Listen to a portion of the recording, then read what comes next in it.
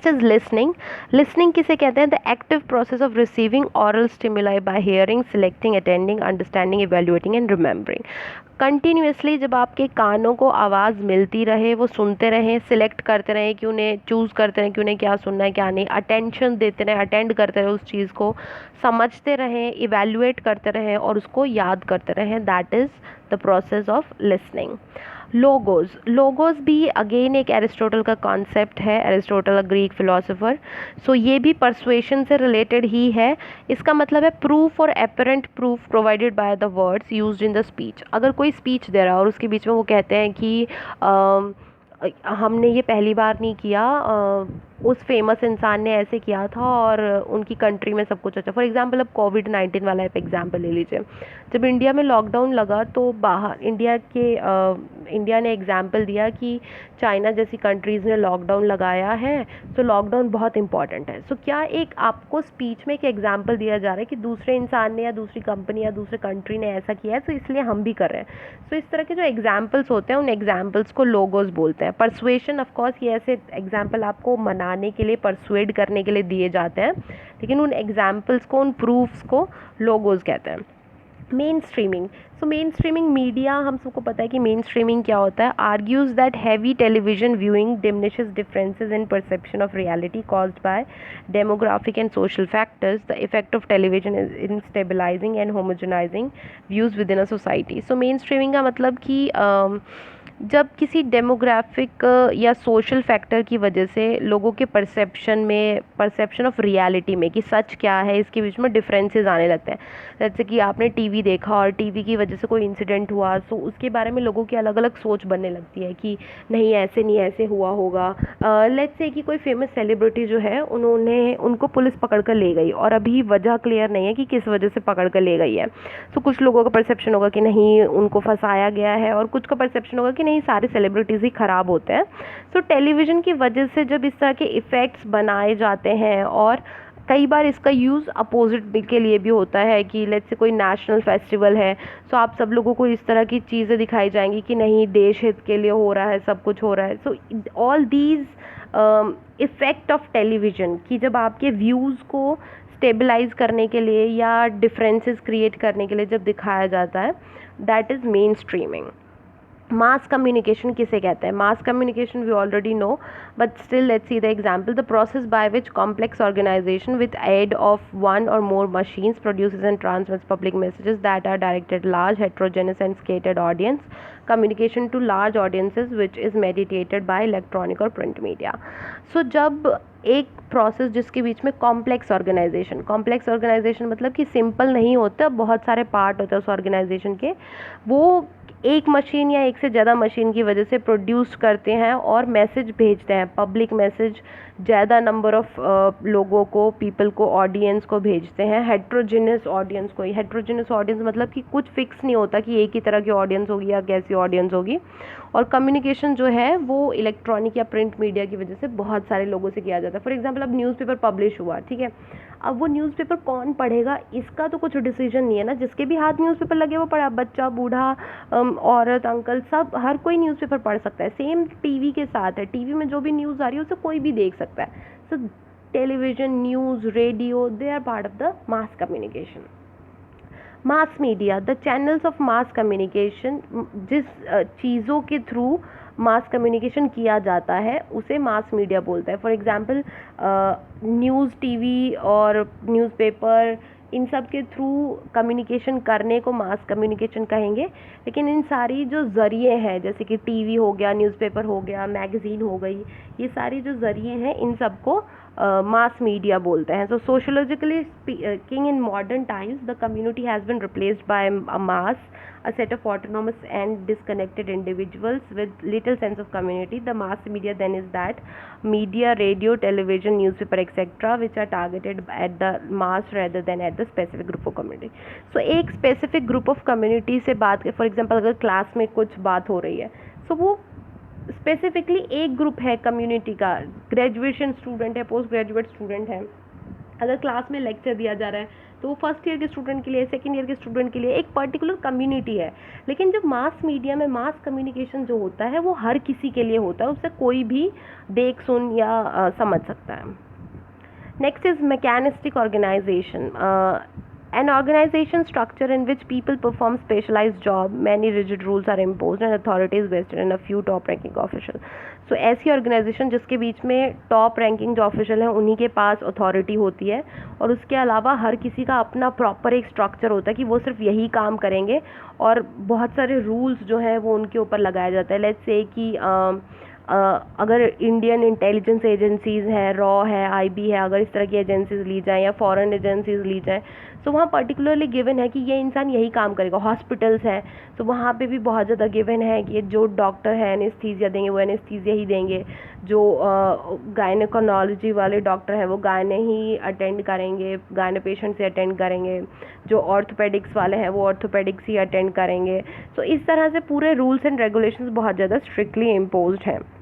Message, हम सबको पता है मैसेज क्या होता है, but still we have to read the definition because if exam definition comes then we have to write the definition using proper words and sentences. So let's see the definition. A stimulus to which meanings are attributed in communication, set of verbal and non-verbal symbols sent to receiver. So एक इस तरह की चीज़ जिसकी वजह से meaning जो है वो कम्युनिकेशन में मीनिंग समझ आ सके हमें, और set of verbal and non verbal यानी कि लिखे हुए, बिना लिखे हुए या साइन लैंग्वेज वाली सिंबल्स का जो एक सेट है जो रिसीवर को भेजा जाता है, that is message. Meta communication, Meta communication का मतलब है जब हम कम्युनिकेशन के बारे में ही कम्युनिकेट करें। फॉर एग्जांपल राइट नाउ हम लोग कम्युनिकेशन के बारे में चैप्टर पढ़ रहे हैं, बातें कर रहे हैं, सो दिस इज़ ऑल्सो कम्युनिकेशन जो हम आपस में कर रहे हैं। कम्युनिकेशन अबाउट किसके बारे में हो रहा है, कम्युनिकेशन। सो कम्युनिकेशन के बारे में कम्युनिकेट करना, that is Meta communication. Metaphor, a figure of speech in which a word or phrase relates one object or idea to another object or idea that are not commonly linked together. एक ऐसी phrase या एक ऐसा word जिसके ज़रिए एक ऐसी चीज़ जो दूसरे से बिल्कुल मिलती जुलती नहीं है उन्हें आपस में जोड़ना। For example he is a lion, वो शेर है। Now he is a lion, शेर अलग है, ही अलग है, लेकिन दोनों को आपस में जोड़ रही है उनकी क्वालिटी की, वो दोनों ब्रेव है, बहुत बहादुर है, बहुत स्ट्रांग है। सो इस क्वालिटी की वजह से हमने उन दोनों को आपस में जोड़ दिया है। So this is metaphor, lion is a metaphor for he. So जब दो ऐसी चीज़ें जो बिल्कुल भी आपस में मिलती जुलती नहीं है उन्हें आपस में जोड़ देना उनकी किसी खास क्वालिटी की वजह से, किसी खास आइडिया की वजह से, that is metaphor. Model, model क्या होगा, अ वर्बल और पिक्टोरियल डिस्क्रिप्शन और representation of a process. Models में represent their reference physically, verbally और विजुअली। सो किसी भी चीज़ का मॉडल बनाना, लाइक आप नया घर बनाते हैं तो आप उसका मॉडल बनाते हैं, या किसी भी चीज़ का पिक्चर या वर्बल डिस्क्रिप्शन, या तो आप बोल के बताते हैं, लिख के बताते हैं, या आप पिक्चर डिस्क्राइब करके बताते हैं कि ओके अच्छा इस तरह का डिस्क्रिप्शन, ये चीज़ जो होगी वो इस तरह की होगी। Newsletters, regularly published internal document describing information of interest to employees regarding any array of business and non-business issues affecting them.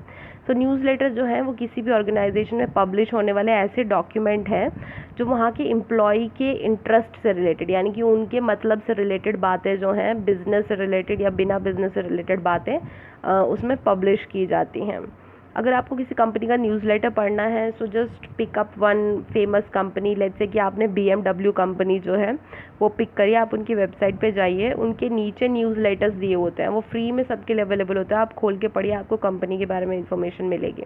It's a good activity just if you want to do. Noise, what is noise, any internal और external interference with the sending और receiving a message. किसी भी message के जाने या receive करने के बीच में, सेंडिंग भेजने और रिसीव करने के बीच में कोई भी तरह का इंटरनल या एक्सटर्नल, अंदरूनी या बाहरी इंटरफेरेंस कुछ भी होगा, that is called noise. Non-verbal communication, the transmission of message without the use of word, example by gestures, the use of space, one or two major communication code system, sometimes defined as all that the language is not communicated via channels other than words, and information that is expressed without word. सो कुछ भी ऐसी information जो बिना word के describe की जाए, या ऐसी लैंग्वेज जिसमें साइन यूज़ किए जाएं और स्पेस, खाली स्पेस, इशारे यूज़ किए जाएं, लेकिन कोई भी रिटन या ओरल वर्ड्स यूज़ ना किए जाएं, अक्षरों का इस्तेमाल ना हो, that is non verbal communication. For example कि नो पार्किंग का साइन जो है, डेंजर का साइन जो है, that is non verbal communication. Organizational chart. Organizational chart means a diagram representing the connection between the various departments within an organization, a graphic representation of organizational structure indicating who is communicating with whom. So एक ऐसा chart जिसके बीच में आपको पता लगे कि कौन इंसान किससे बात करेगा या कौन किसके अंडर काम कर रहा है या कौन किसको रिपोर्ट कर रहा है, ऐसा एक पूरा चार्ट बनाना। तो सबसे टॉप पे कि सीईओ कौन है, उसके अंडर मेन मैनेजर कौन है और उन मैनेजर्स के अंडर कितने कितने हेड्स हैं, उन हेड्स के अंदर कितने कितने एम्प्लॉयज़ काम कर रहे हैं। तो ऐसा पूरा एक चार्ट बनाना, that is organizational chart. Organizational communication, communication between and among the individuals and the group which make up an organization, the exchange and interaction of informal and formal messages within network of interdependent relationships. So किसी भी organization के बीच में आपस में individual का या boss का या फॉर्मल या इनफॉर्मल किसी भी तरह का कम्युनिकेशन होना, एक्सचेंज होना, वो ऑर्गेनाइजेशनल कम्युनिकेशन। फॉर एग्जांपल आपकी यूनिवर्सिटी, आपका कॉलेज, वो एक ऑर्गेनाइजेशन है। सो उसके अंदर की उससे रिलेटेड कोई भी बातें हों, चाहे आप वो कॉलेज में रह के करें या कॉलेज से बाहर जाके करें, वो सारी बातें ऑर्गेनाइजेशनल कम्युनिकेशन के अंडर आएंगे। Outsourcing is the practice of eliminating non-essential aspects of business operation by hiring other companies to perform these tasks. जब आप ऐसे कामों के लिए बाहर से किसी को हायर करते हैं जो काम आपकी कंपनी के लिए इम्पॉर्टेंट पार्ट नहीं है, लेट्स से कि आपके कॉलेज में इलेक्ट्रीशियंस को बाहर से हायर किया जाता है बिकॉज रोज़ रोज़ कॉलेज में इलेक्ट्रीशियन की ज़रूरत नहीं पड़ती। सो बाहर से किसी ऐसी कंपनी से इलेक्ट्रीशियन लिए जाते हैं जिनका रोज़ का काम बिजली बनाने का है। सो दैट इज़ आउटसोर्सिंग, बाहर से किसी को काम के लिए थोड़ी देर के लिए बुला के अपना काम करवा लेना।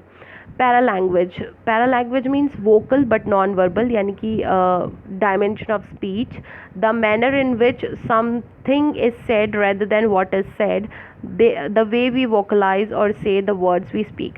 So basically what it means कि आप किस तरह से बात कह रहे हैं, आपकी आवाज़ तेज़ है, आपकी आवाज़ धीरे है, आपकी स्पीड ज़्यादा है, आपकी स्पीड कम है, आप स्लो बोल रहे हैं, आप धीरे बोल रहे हैं, आपकी आवाज़ कम आ रही है, आपकी आवाज़ जो है उसकी पिच ज़्यादा है, उसकी टोन ज़्यादा है या किस तरह की टोन है, वॉल्यूम कितना है, ये सारी चीज़ें मैटर करती हैं कि पैरा लैंग्वेज क्या है। All of these things come under para language.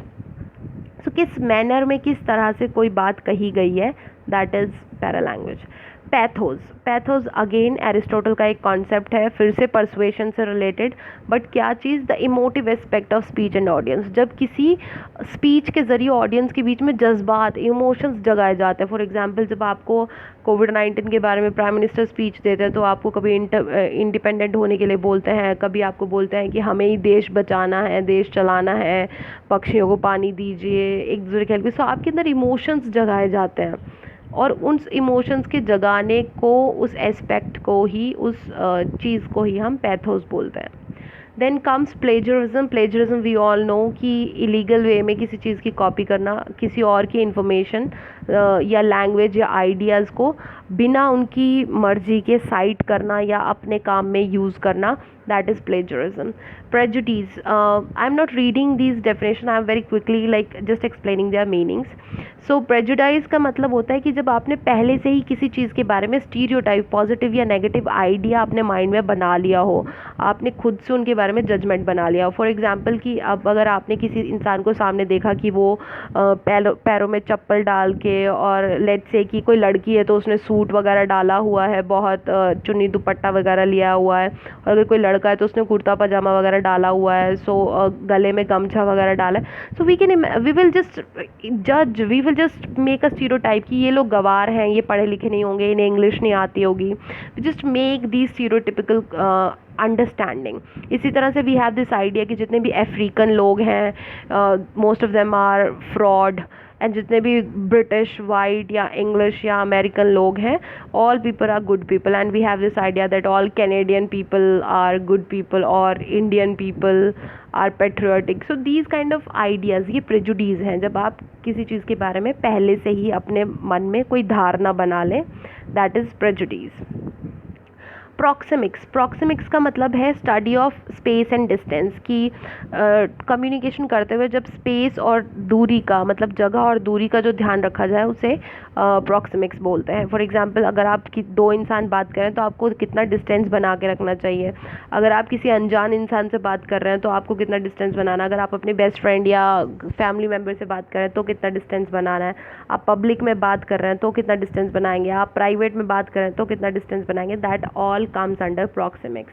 Publicity, किसी चीज़ की पब्लिसिटी करना, when we publication of news about an organization or person for which time or space was not purchased, किसी चीज़ के लिए जब टाइम और स्पेस बिना लिए उसके बारे में न्यूज़ पब्लिश करना, that is publicity. So red herring, a fallacy that uses irrelevant information to divert attention away from the real issue. Red herring का मतलब कि जब किसी मेन इशू से ध्यान हटाने के लिए फालतू की इंफॉर्मेशन, irrelevant इंफॉर्मेशन जब यूज़ की जाती है, that is called red herring. Source means the originator of thought or idea subsequently transmitted to others in communication process. Originator of message को क्रिएट करने वाला, वहाँ जहाँ से मैसेज को ट्रांसमिट किया जाता है, क्रिएट किया जाता है, आइडियाज़ निकल कर आता है। Spamming, we all know, sending unsolicited mass emails to number of email discussion list और अनसेंट न्यूज़ ग्रुप्स। सो बहुत सारे मैसेजेस, ईमेल्स ऐसे लोगों को भेजना जिन्हें आप जानते नहीं हैं, बस अपनी प्रमोशन के लिए जब आप उन्हें भेज दें, that is called spamming. Speech community, a group of people who share understanding of communication that are not shared by people outside of a group. So एक ग्रुप के बीच में जो बातें होती हैं, that is called speech community. For example आपने कोई सत्संग का ग्रुप बना लिया है या फ्रेंड्स का कोई ग्रुप बना लिया है, तो जब उस ग्रुप के अंदर ही जो बातें होती हैं, अंडरस्टैंडिंग होती है उस ग्रुप के लोगों के बीच में ही, that is speech community. Symbol, representation of idea, किसी भी आइडिया का representation, that is symbol. Target audience, जिन ऑडियंस तक आप अपना मैसेज पहुंचाना चाहते हैं। फॉर एग्जांपल अगर आपने लेट्स से कि आपने डैंड्रफ वाले शैम्पू की ऐड दी है, तो आपके ऑडियंस कौन है? ऑफ कोर्स ऐसे लोग जिनके बाल हैं और जिनके बालों में डैंड्रफ होता है, सो वही लोग आपकी टारगेट ऑडियंस हैं। So that is target audience. Technophile means technology को लव करने वाले लोग, जो टेक्नोलॉजी के बेनिफिट और उसकी पॉजिटिव वर्क्स के बारे में ज़्यादा सोचते हैं, और या फिर वो लोग जो टेक्नोलॉजी का यूज़ करते हैं इकोनॉमी से रिलेटेड प्रॉब्लम सॉल्व करने में, सोशल पॉलिटिकल प्रॉब्लम सॉल्व करने में सोसाइटी के बीच में, those people are technophile people. Technophobia is technology का डर, कि आपको लगे कि आपको सही से यूज़ करना नहीं आता या ये टेक्नोलॉजी अच्छी नहीं है सोसाइटी के लिए, that is technophobia. Upward communication, as I have already described, upward downward communication. Verbal communication is जब आप लैंग्वेज यूज़ करके कम्युनिकेट करें, चाहे वो लैंग्वेज रिटन लैंग्वेज हो या चाहे वो ओरल लैंग्वेज हो, that is verbal communication. Vertical chain of communication, we have already described vertical and horizontal chains of communication, so we will not describe it again. Whistleblowing means जब किसी company में कोई improper काम हो रहा हो, illegal काम हो रहा हो या गलत काम हो रहा हो, उसके बारे में इंफॉर्मेशन पब्लिक को देना, that is called whistle blowing. For example अगर किसी कंपनी में लेट्स से कि गलत प्रोडक्ट बन रहा है, आपको उसके बारे में पता लगा, आप उसी कंपनी में काम करते हैं या आप उस कंपनी के बाहर काम करते हैं, अगर आप पब्लिक तक ये बात पहुंचा रहे हैं तो आप विसल ब्लो कर रहे हैं। Xenophobia, the correct pronunciation is xenophobia. Xenophobia is किसी एक इंडिविजुअल, एक तरह की रेस के प्रति हेट्रेड करना। फॉर एग्जांपल अभी कोविड-19 हुआ है, so we all are hating Chinese people, so we think कि उन चाइनीज़ लोगों के पूरे जितने भी लोग चाइनीज़ हैं उन सब ने बनाया, but we are not only blaming China, we are also blaming our north eastern friends. जो हमारे नॉर्थ ईस्टर्न फ्रेंड्स हैं, जो हमारे नॉर्थ ईस्टर्न जान पहचान वाले लोग हैं, हम लोग उनको भी डिस्क्रिमिनेट कर रहे हैं। इसी तरह से जब इबोला वायरस फैला था तो हम जो अफ्रीकन लोग थे उनको हेट करते हैं, इसी तरह से ब्लैक लोग वाइट लोगों को हेट करते हैं। सो एक रेस को हेट करना, एक तरह के लोगों को हेट करना, that is xenophobia. So these were the important terms related to the communication chapter. I hope these are helpful. So thank you so much.